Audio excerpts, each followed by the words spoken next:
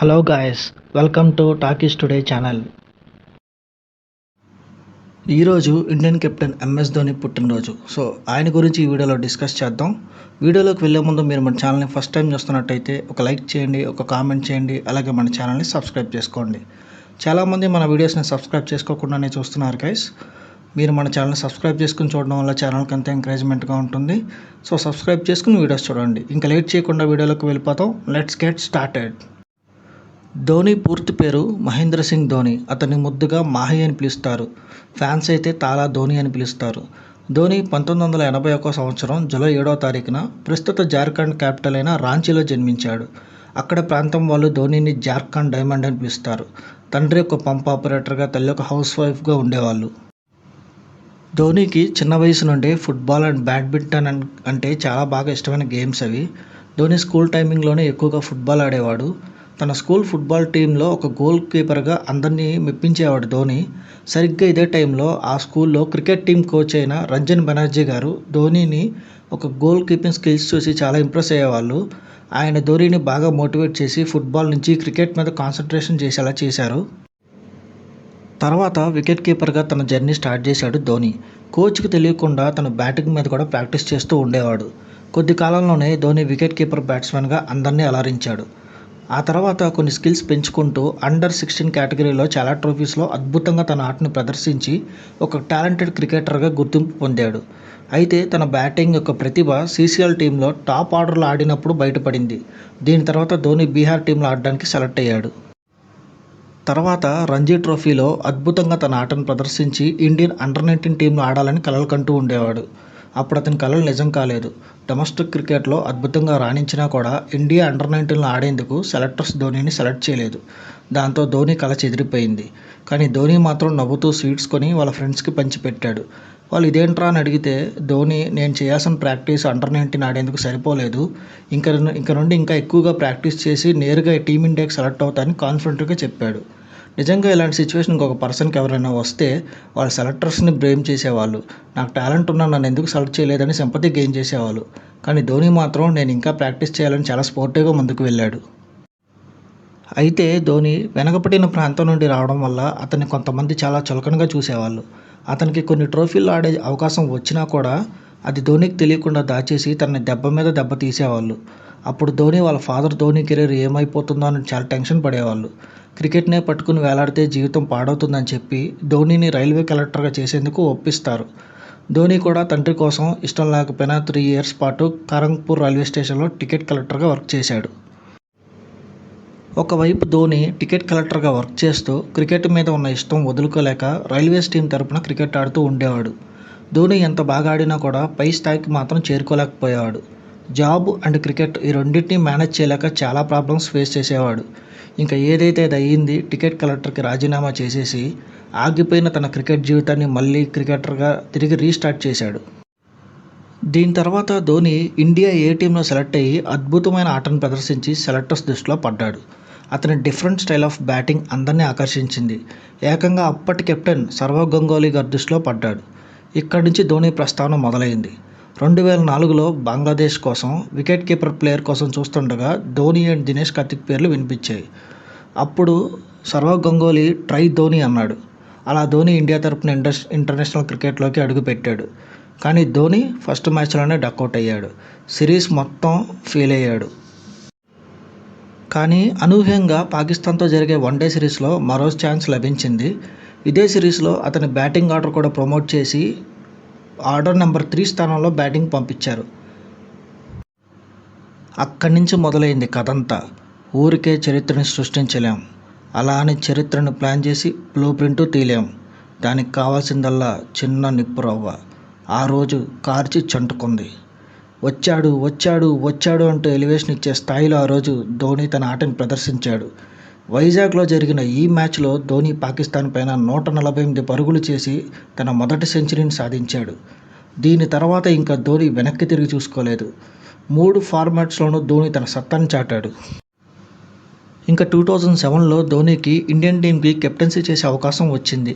కెప్టెన్గా మారిన అదే ఇయర్లో ధోని మన ఇండియాకి మొట్టమొదటి T20 వరల్డ్ కప్ని అందించాడు. తర్వాత ఎవరి ఊహలకి అందని విధంగా కొన్ని కఠినమైన నిర్ణయాలు తీసుకుంటూ 2011 వరల్డ్ కప్కి కావాల్సిన టీంని తను తయారు చేసుకున్నాడు. 28 సంవత్సరాలుగా ఇండియన్ ఫ్యాన్స్ ఎదురుచూస్తున్న కల 2011 వరల్డ్ కప్ మన దేశానికి ధోని అందించాడు. ఫైనల్ మ్యాచ్లో గ్రౌండ్లో జనాలు పాడిన జాతీయ గీతం చరిత్ర మర్చిపోదు. చివరి బాల్ని సిక్స్తో ముగించిన ధోని 140 కోట్ల భారతీయులకి గూస్ బంప్స్ వచ్చేలా చేశాడు.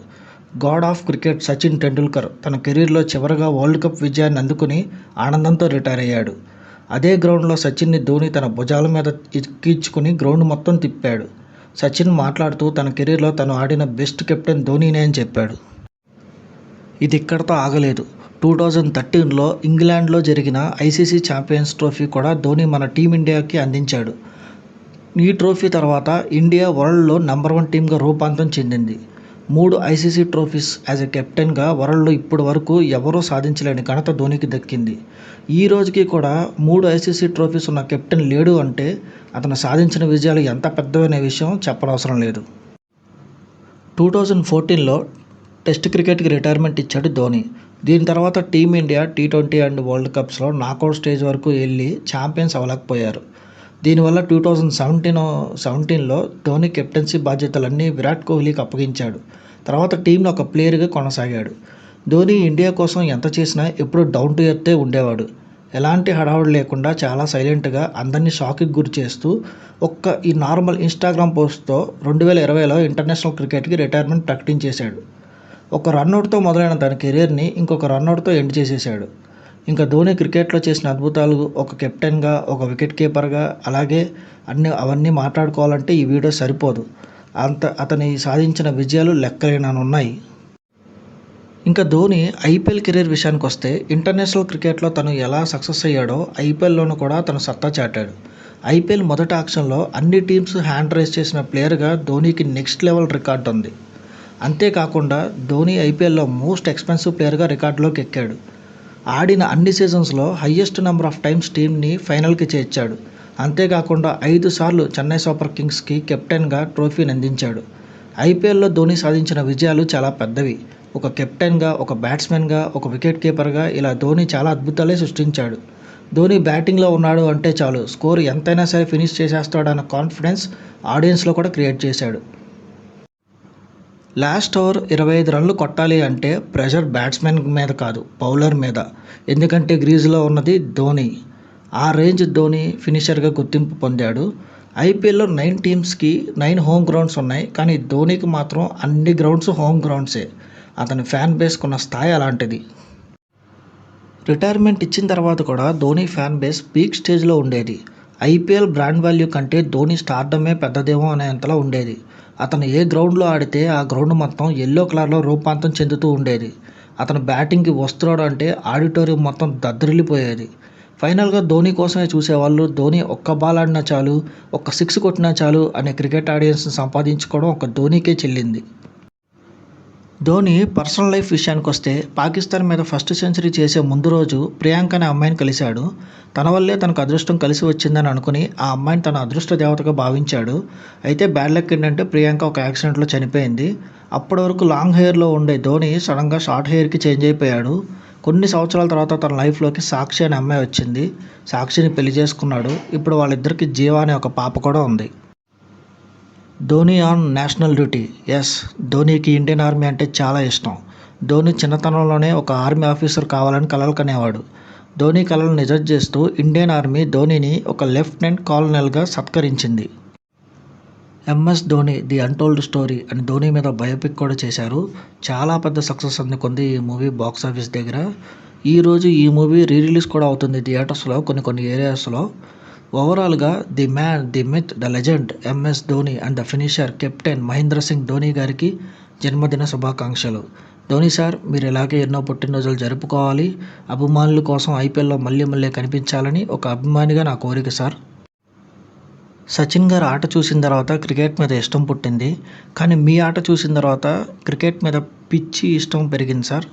మిమ్మల్ని చూడడానికి నేను క్రికెట్ చూసేవాడిని.